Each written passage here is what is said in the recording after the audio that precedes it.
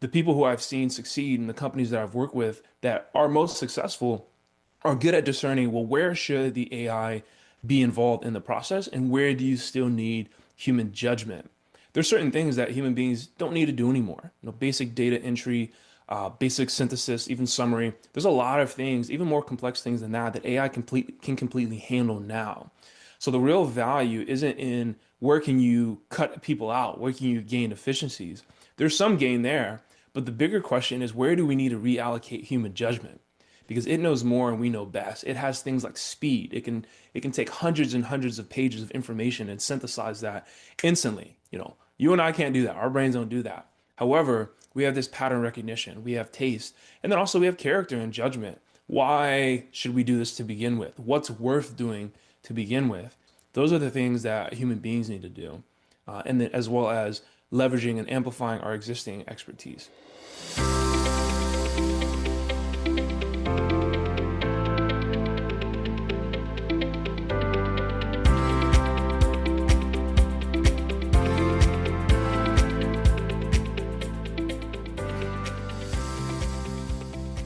Artificial intelligence is changing how decisions are made. Wisdom determines whether those decisions serve what matters, protect what is human, and shape a future worthy of us.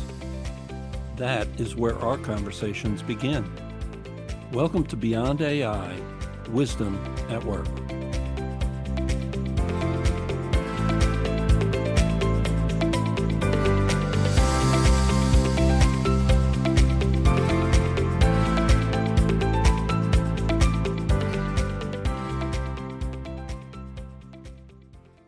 Welcome to Beyond AI, Wisdom at Work. I'm Brian Gorman, your host, founder of transforminglives.coach, and I work at the intersection of artificial intelligence and human wisdom.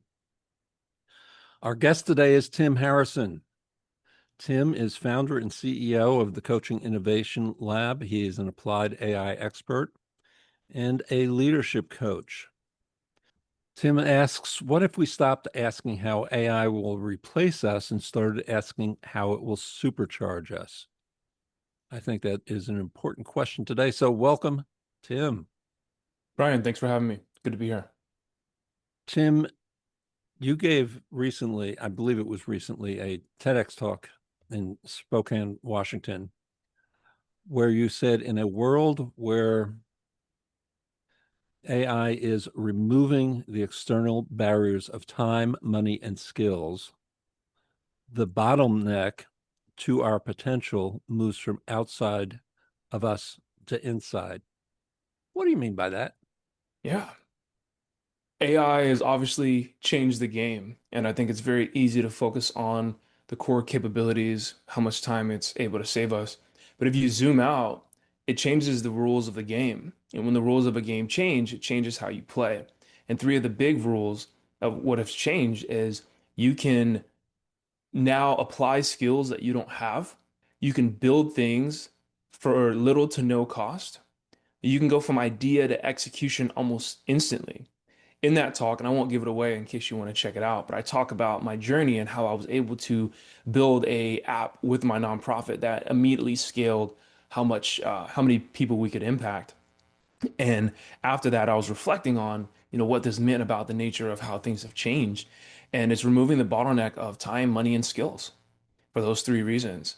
And so those are typically the things that might hold us back from doing what we want.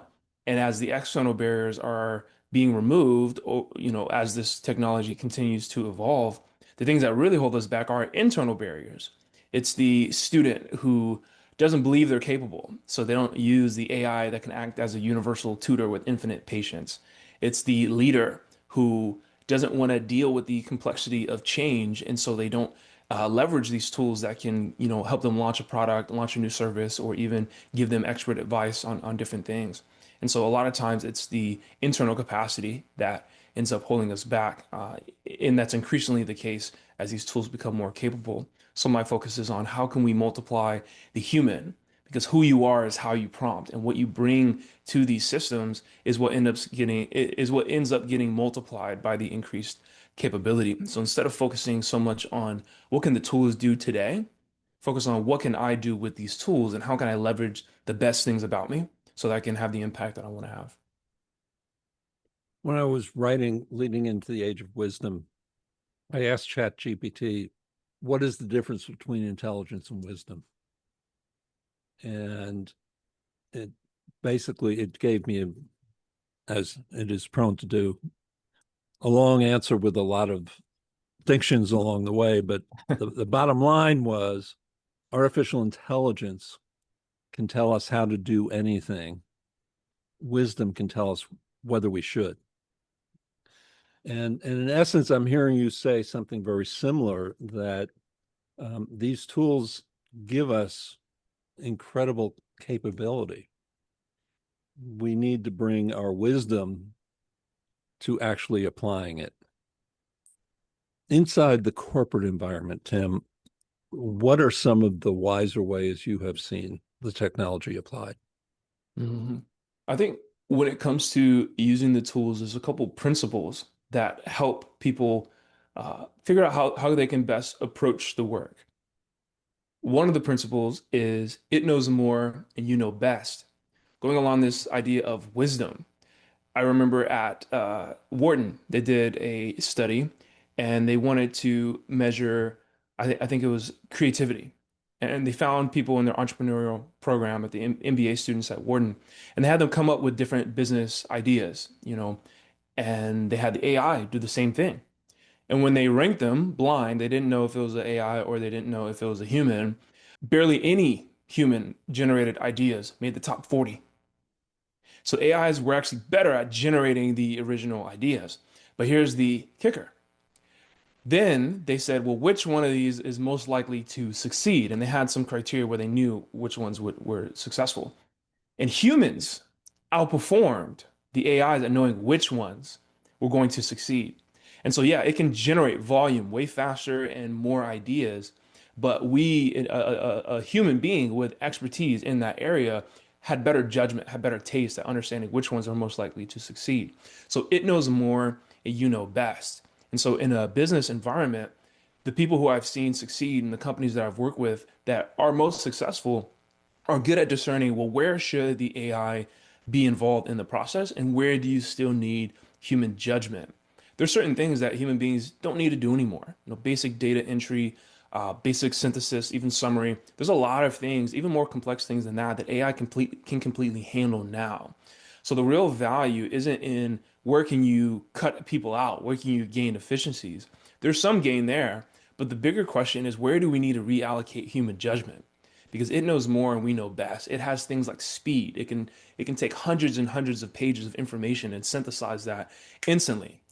You and I can't do that. Our brains don't do that. However, we have this pattern recognition, we have taste, and then also we have character and judgment. Why should we do this to begin with? What's worth doing to begin with? Those are the things that human beings need to do, and then as well as leveraging and amplifying our existing expertise. In your TEDx talk, you introduce an acronym. And as I mentioned to you, and I've mentioned more than once to my listener, I'm not a big acronym kind of guy because I think it shuts some people out and lets some people in. But I really resonate with your acronym power, because I think one of the most important challenges for leaders and people more generally around AI is using it to leverage your power rather than allowing it to take away your power. So, power, purpose. What is purpose? In what context do you give to purpose when we talk about artificial intelligence? Yeah, so power has five core parts: purpose, ownership, wisdom, execution, and resilience. So you always got to start with purpose. And purpose is not this grand thing out of the sky. Like, this is the only reason that you were born. More importantly, when I talk about it, I emphasize the importance of having a reason to live on purpose. And the analogy I gave, and I'm not going to repeat the whole TEDx because I still want people to check it out. But one of the analogies is the first time I rode in a self-driving car. I remember I was sitting down, I pressed start, and it pulled out of the parking spot. It turned on the street, and it was navigating through traffic. And I was amazed. I was like, "Wow, the wheel is moving in front of me. I'm not touching it. It's driving safe. It's slowing down. It's speeding up." And in my amazement, I realized that I never put in an address. It was just driving. I turned on self-driving, but it was just figuring out where to go, and there was no real destination. And we live in a world where more and more of our life is going to be automated. More processes will be being done completely autonomously because the machine or an algorithm is determining what we should do. But purpose is, what is your destination? Where is worth going in the first place? Who cares if it's completely automated if you're wandering aimlessly? And so there's a principle that what you don't specify will be decided for you. And when it comes to purpose, you may not know exactly what it is that you want to do or what it will look like, but there might be values that drive you. And so rather than it just being a destination, maybe you have more of a compass. And so I think getting clear on who are you? How are you orienting yourself in the world? Where is it that you want to go? What is your North Star? That's some of the early and most important work that you can do nowadays because everything is getting amplified. AI is the great multiplier. It multiplies the positives and it multiplies the negatives. It multiplies your intent, right? So if my desire is to create a business, if my desire is to scale my impact, but it multiplies my biases, meaning the people that I don't consider, the things that I don't include in my prompt are are left out of the picture. Or if I'm wrong in one of my assumptions, then that gets multiplied by the system. If I'm saying, hey, I want you to build a communication plan for 3 months, 6 months, and I want you to, include this and sound this way and sound that way. It can build a 6 month communication campaign, but if I'm wrong in my assumption, I'm just multiplying what's wrong. And so purpose matters even more in a world where we're amplified. And so understanding who you are at core, I think is some of the foundational work that's even more important nowadays. I love that, Tim, and I want to build on that last example um, because sometimes when I enter prompts, I forget to enter the purpose. And I always say, what questions can I answer? And I say, typically specify what 3 questions can I answer for you to help in completing this task. But what is the purpose of that communication plan? Is it different with different stakeholders, with different constituencies? What are the outcomes you want to achieve? Um, who are those different stakeholders that we are trying to achieve this purpose with? And all of those kinds of things that, quite frankly, very often, because I have a long background in organizational change management, quite often we really don't think about when we sit down, as one example, to develop a communication plan. Um, my listeners know I often talk about the fact that all change is personal. Hmm. So you and I may be working side by side in the same division of the same organization, the same department, whatever. Um, but communicating to me can give me a very different message than communicating to you if we're not purposeful about how we do that. Yeah. So purpose ownership. Yeah, yeah. One thing I'll add to the purpose piece is it's not just understanding, the purpose of the prompt, it's how you orient yourself. But the 5 capacities in power are all things that are uniquely human. These are things that just cannot be automated. And these AI systems, they first respond to our intent. And even as they're more agentic, where they can go off for, 6 hours, multiple days, and maybe one day they'll go off for weeks and months just doing things, making decisions, acting autonomously. We are the ones who set the original intent. And that's an important role that we play as human beings and as people. And so the more clear we are on our intentions, that actually makes us more effective at using these tools. And so the second of those capacities is ownership.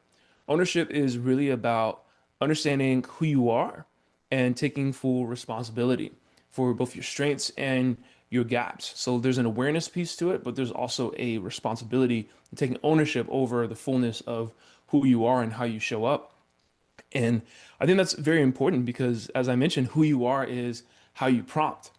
AI raises the floor on the things that you're not great at, but the ceiling is still up to you, right? So when you're using a tool, I might not know how to program and write computer code, but it's already above average. And so in plain English, I can describe, hey, build a website, build an app, or write a program that accomplishes this, and they can go ahead and do that for me.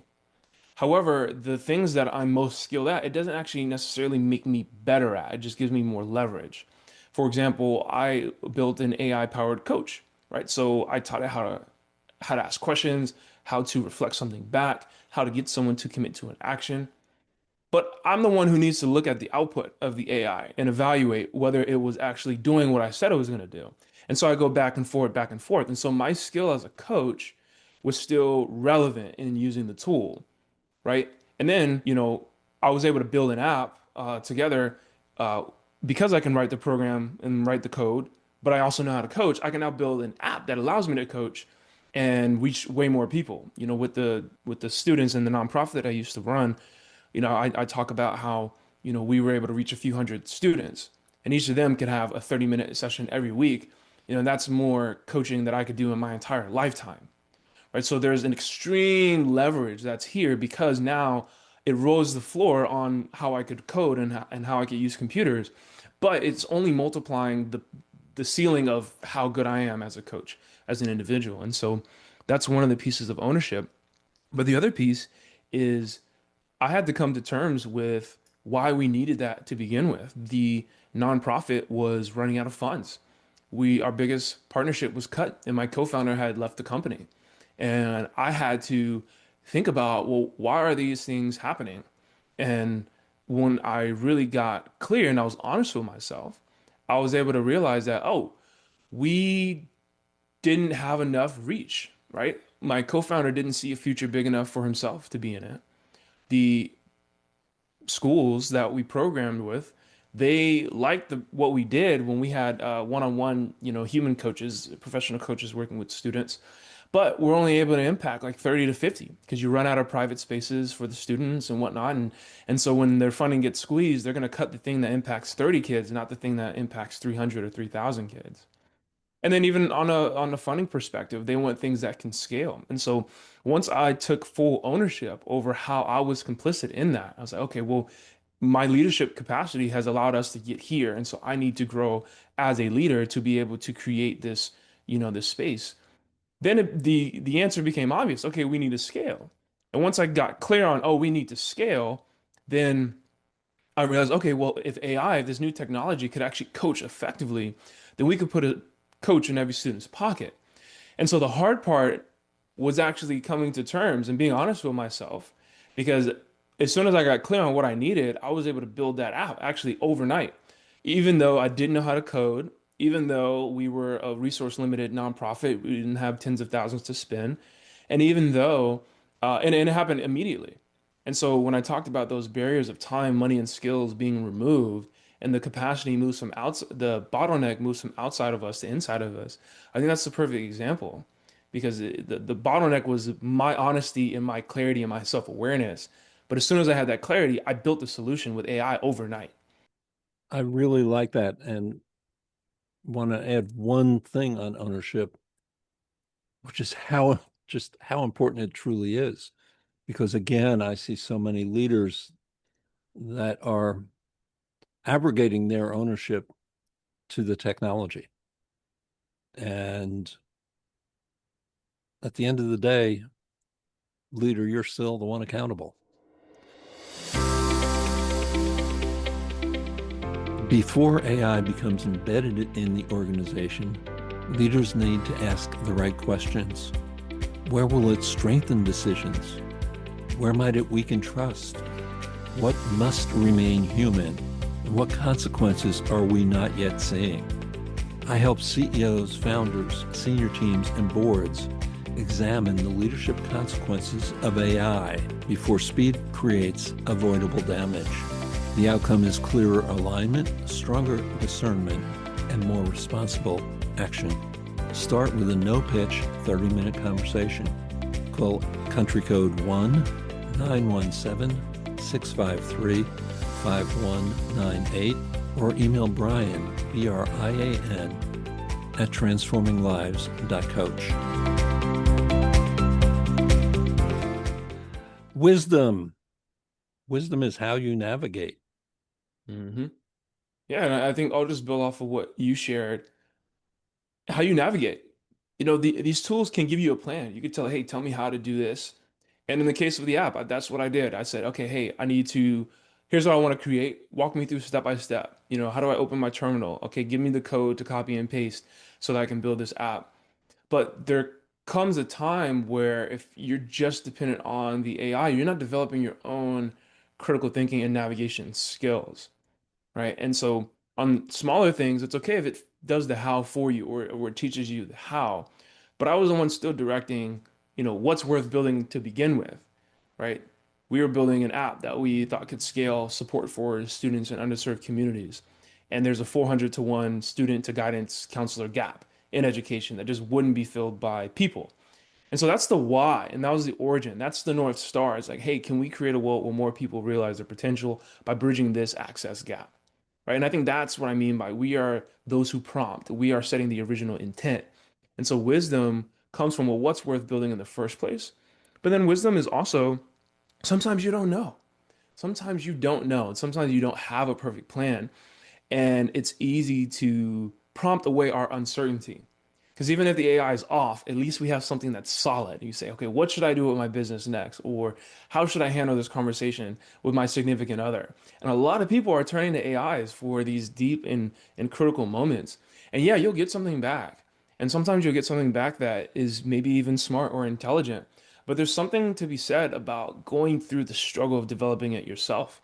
I'm a coach. My background is in coaching, and coaching specifically is a method of developing others' potential that's non-directive in nature. It's non-directive, meaning instead of telling you what you should do, I ask you a question because I know that if it comes from you and you're the one who is creating that path forward, you own it more. And it also causes you to grow. You actually form new pathways in your brain that allow you to handle similar situations in the future. And if you're consistently offloading that, you don't develop that wisdom. You don't develop that pattern recognition. One of my favorite quotes, I think, sums this up perfectly, is that if you crack an egg from the outside in, something dies. But if it cracks from the inside out, something is born.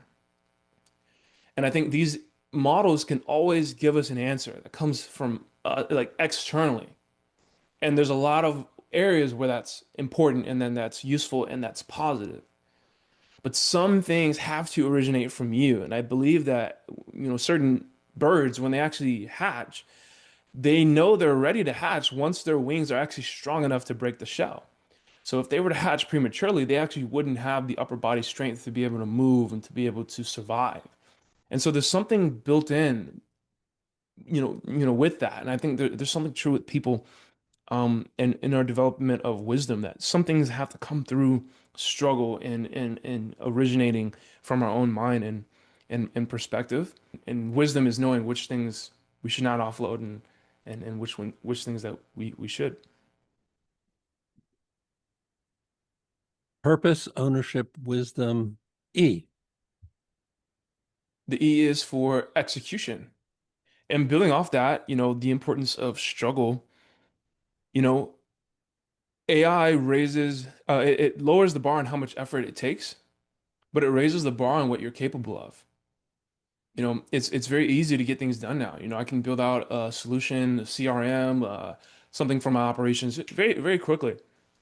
And a lot of people and a lot of organizations that I work with, their first thought is, how do I get these quick wins? How do I get these, immediate automations?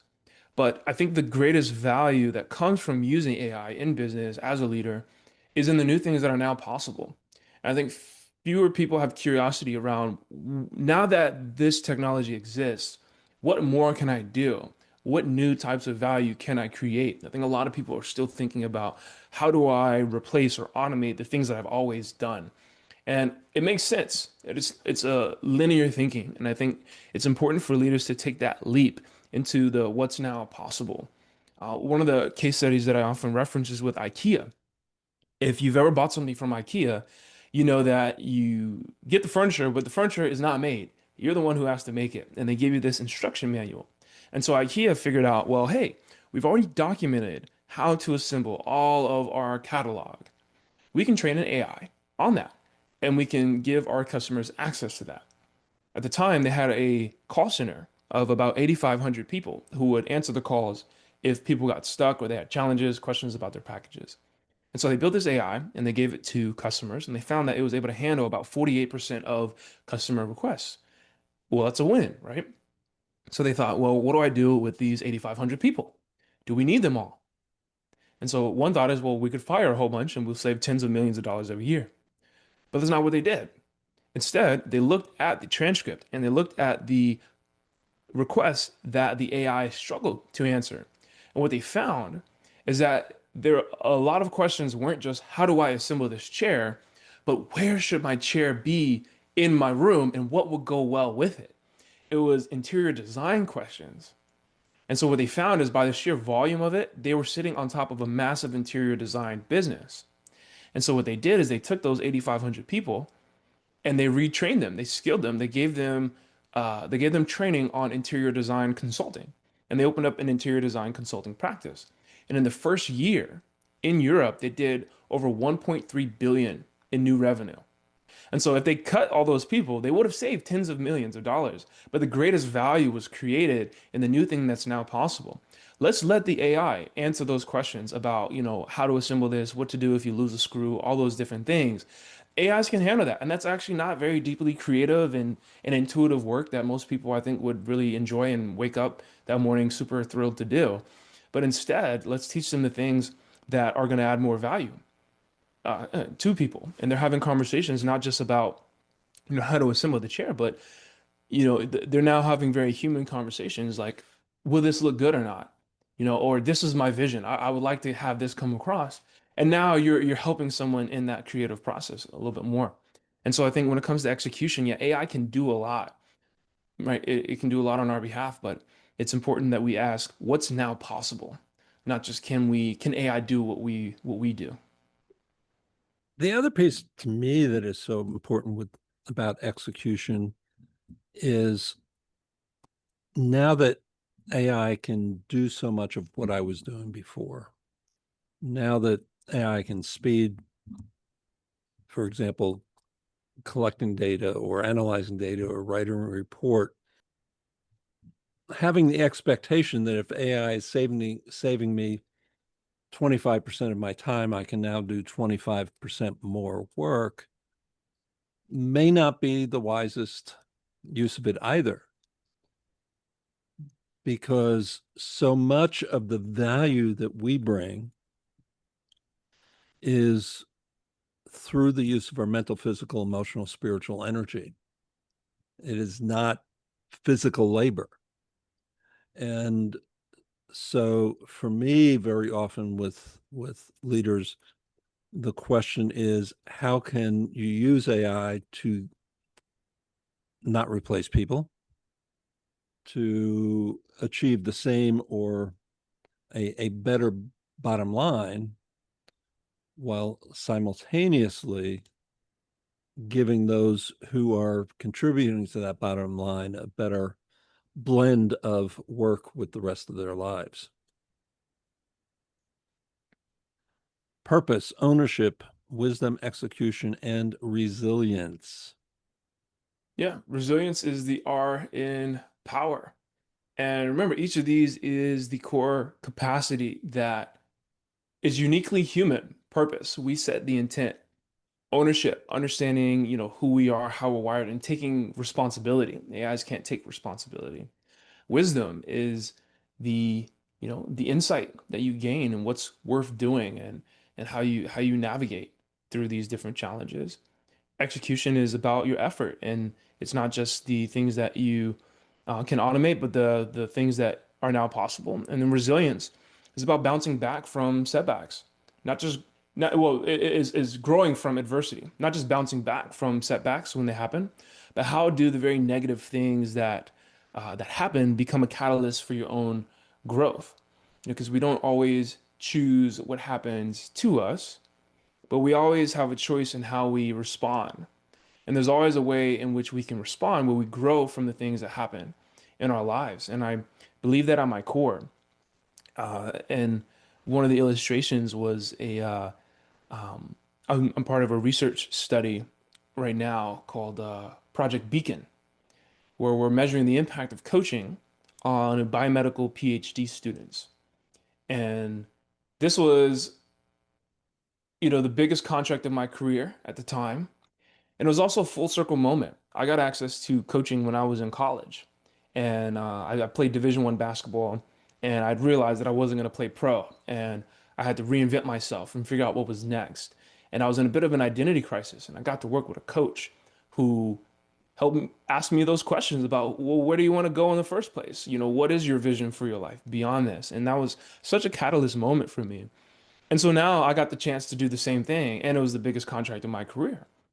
However, as we were getting started, I received an email from one of the researchers at the school we were working with, and they let us know that our funding was cut.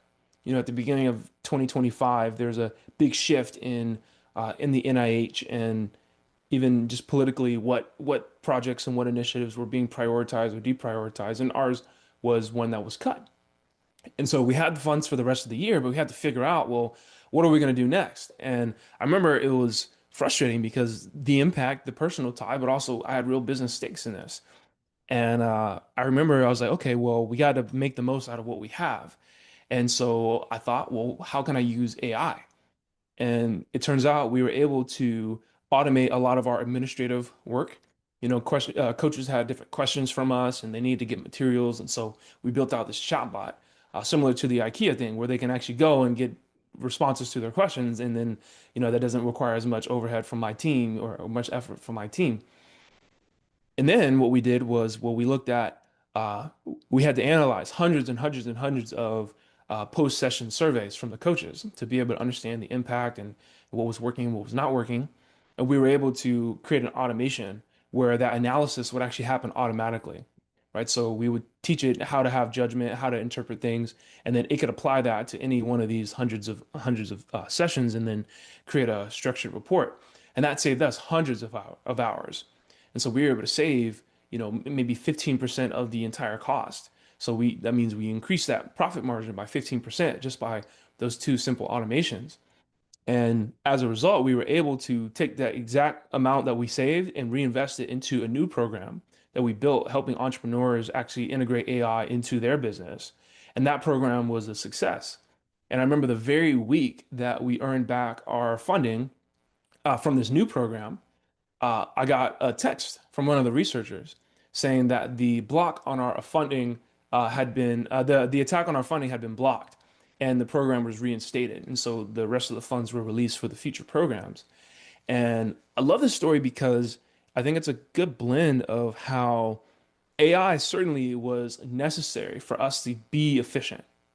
And it was very necessary for us to be able to create that new program in the amount of time with the amount of resources that we had. But it was still the human resourcefulness that shines through. It wasn't just the tools, it's that there was a reason behind it, and it allowed the person behind the tools to be more adaptable and flexible in the inevitable things that they're going to come our way. But it also is an example of we ended up better off than how our program never been cut to begin with, because we wouldn't have been so intentional about finding ways that we can save and innovating. It was necessity, and they say necessity is the mother of invention. And so I think resilience is one of those things that we all have. We all have a choice when something happens. How will you respond? And a lot of AI feels like it's out of our control. You see people talk about the data centers that are being built in their communities, the release of new powerful models, and whether you have access or not. The government can decide, hey, this isn't safe for the public, and you may not have access to that. And there's so many things, I think, around the AI space where it feels like this is happening to the world, right? And not every individual feels like they have a say, but we always have a choice in how we choose to respond. And I think that's where our true power lies. Tim, I would love to dig further into everything we've been talking about, but we're running out of time here. So would ask you for any last words for our listeners about how they might be most successful in bringing AI into their organizations. Remember that who you are is how you prompt. And so the core skills are still necessary. We are now in a world where intelligence is abundant, but the things that make it useful aren't. Curiosity, adaptability, character, power. These things are the most important things to develop in your people, alongside the technology. And so I think it's important to have that message and to communicate it that way and to figure out what that looks like in your business. Tim Harrison, founder and CEO of the Coaching Innovation Lab, applied AI expert and leadership coach. Thank you so much for sharing your wisdom with us today. Brian, thanks for having me. It's been a pleasure.